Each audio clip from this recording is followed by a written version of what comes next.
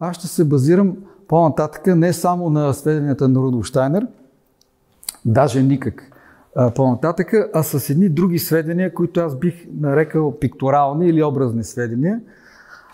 Тези сведения са свързани с тази портретна масонска жестикулация, която аз разкрих преди 10 на години и я публикувах в ето тази книжка. Малка книжка, като начало я публикувах. Това е първият том, има и втори том, който до известна степен обяснява нещата. Тоест, аз ще си помогна с един друг масонски извор на информация, който се оказва, че може да бъде доста ползотворен за вникване в намеренията на тези англоамерикански ватикански окултни ложи. Добавям ватикански, защото е добре известно от Рудолф Щайнер, че от края на още 18 век англоамериканските окултни ложи са били проникнати с един силен йезуитски елемент и от тогава елитите на йезуитския орден и най-общо казано католическата църква и елитите на англоамериканското масонство действат съвместно и координирано. И сега ще ви покажа, ето, този портрет е така, изглежда много жизнерадостно, така да го кажа най-общо казано, но той е интересен с своите детайли. Това, което представлява фон на портрета, е едно множество от, забележете, цветнокожи фигури. Без изключение всички от тях са цветнокожи, което някой би изтълкувал като латиноамериканския бекграунд на папата. Но от друга страна, това е малко противоречиво, тъй като някои биха се засегнали и биха счели този портрет за дискриминационен, тъй като все пак папата е папа на всички хора, които изповядват католицизма на земята, а не само на латиноамериканците. Един вид обяснение на този бекграунд е самата негова фигура, която има така, на пръв поглед той изглежда сякаш сочи с пръстите си някъде настрани, нагоре, към един вид някакво светло бъдеще, а така с другата ръка сякаш се подпира отзад. Това, което обаче е забележително, са жестовете и на двете му ръце. Ето тук може да видите как средния пръст и безименния пръст на дясната му ръка са събрани. И то, забележете, те не са просто събрани един до друг, а са събрани с заострен връх на това, което е по средата. Ето тук се вижда как те са събрани в най-горната фаланга. Жестът на лявата ръка не се вижда чак толкова добре, но като че ли той е подобен на този жест, който прави папата с другата ръка. Сега, най-вероятно, тук става въпрос за демонстрацията на един масонски и не само жест, един масонски жест, който аз съм кръстил в публичното пространство, средни пръсти. Това е ето този жест. И който се използва от ранният Ренесанс до наши дни, от старото и новото масонство, което се основава в Англия 1717 година, при изобразяване на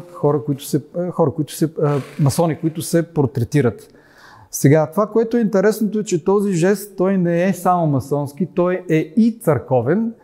Това е един въпрос, по който аз нямам все още публикация, но работи, в скоро време ще имам публикация по този въпрос. Тоест, това е един жест, който се забелязва в една огромна част от портрети на папи и римски кардинали. Той е популярен само в католическия цвят, свят и може би в протестантството, не съм сигурен, но в източното православие този жест не е популярен, той дори явно не е и известен.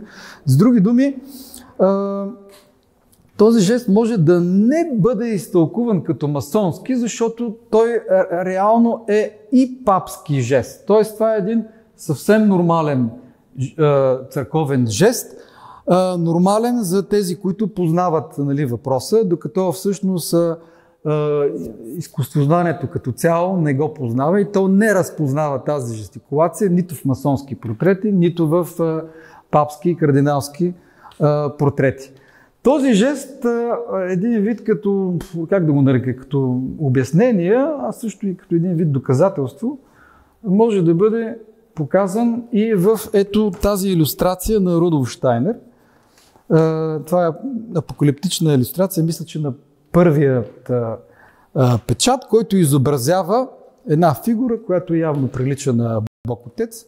И забележете как тази фигура демонстрира този жест, събраните средни пръсти и на двете си ръце в този вид илюстрация.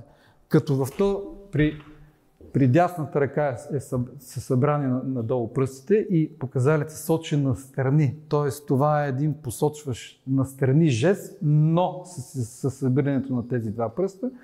Докато с другата ръка, забележете, тези два пръста отново са събрани, но дланта е насочена надолу. Тоест, това е един вид малко, като изглежда като посочване с тези два пръста надолу, а с другата ръка с посочване настрани. Този вид жестикулация е популярен в Средиземноморието. Той се използва и до днес. Счита се, че има ето този жест, счита се, че има характер на отблъскване на злото, т.е. антидемоничен жест и фактически той има защитен характер. По нашите географски ширини той не е известен, не се използва, но примерно в Италия и в Испания той все още е доста широко разпространен.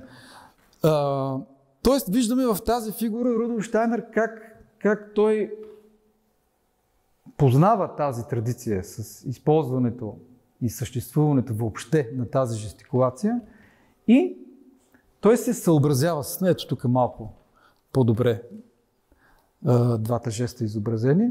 Той се съобразява с нея, не я обяснява, явно никой не го е и питал, тъй като за повечето въпроси, по които той говори, той е имал повод за да вземе отношение. Никой не го е питал и съответно аз поне не съм срещал обяснение на това, което той тук е нарисувал. Сега това, което е интересното е, че този жест видян и използван тук, той е използван в апокалиптически контекст.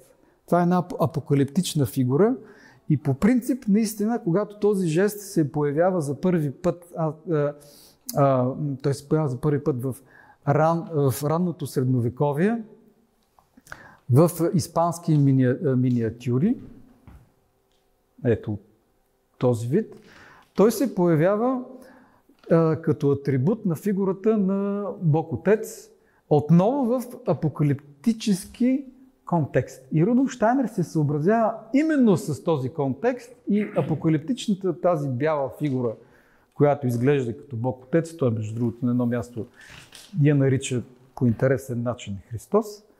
Нали? Той следва тази традиция и изобразява в апокалиптичния контекст на неговия Бог Отец, Христос, именно тази жестикулация, която за първи път се появява приписана на Бог Отец с тези два средни пръста в самото начало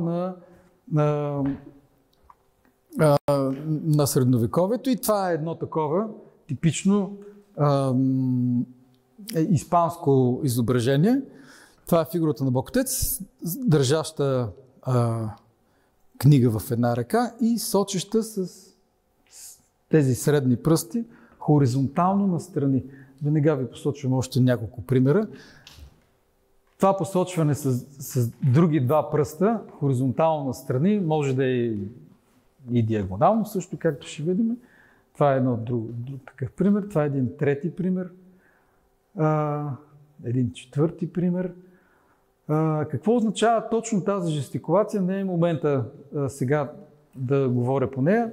Нали, аз подготвям специална публикация по този въпрос. Отново този жест, тук е насочен вече леко диагонално, но при всички тези случаи имаме едно посочване на страни. Това е едно изображение от 5 век, ранно християнско изображение, в които изображения от този тип, те се срещат в римските катакомби за първи път, т.е. те датират от 4 век. Този вид жестикулация, така наречените средни пръсти, не се срещат, а се среща посочване на страни с показалица и средния пръст, понякога и с цяла длан, а тук, както виждаме, Бог Отец сочи с един свитък на страни. Модерната наука изкуствознание нарича тази фигура Христос. Нали, по един така странен начин. Нали, те са стигнали до извода, че това не е Бог Отец, това е Христос, но това е една друга тема. Ето още едно такова подобно изображение. Да, според съвременния научен консенсус, това е също Христос, а не е Бог Отец. Нали, това е една друга тема. И още едно изображение, може би едно от първите от този сорт, което е открито в катакомбите на Рим. Този вид жестикулация, само споменавам мимоходом, след това се приписва главно на образа на Бог Отец. Тя се приписва и на ред други фигури, исторически и митологически фигури. Тоест многообразието е огромно, но тя се приписва задължително и предимно и изключително на Бог Отец. И това е едно изображение от 17 век на холандски майстор, който вижте по един изключително подчертан начин. Той просто явно човека се е чудил, нали, как да ориентира фигурата на Бог Отец и неговата жестикулация, така че да подчертае, доколкото е възможно, както жеста, така и да намекне за значението на този жест. И ето вижте, той е трудно да се каже дали лети или се подпира на една ръка на земята, може би и двете, и с дясната си ръка прави този жест, докато с другата ръка прави този посочващ на страни жест, който преди малко видяхме да е приписан и от Рудолф Щайнер на фигурата на Бог Отец.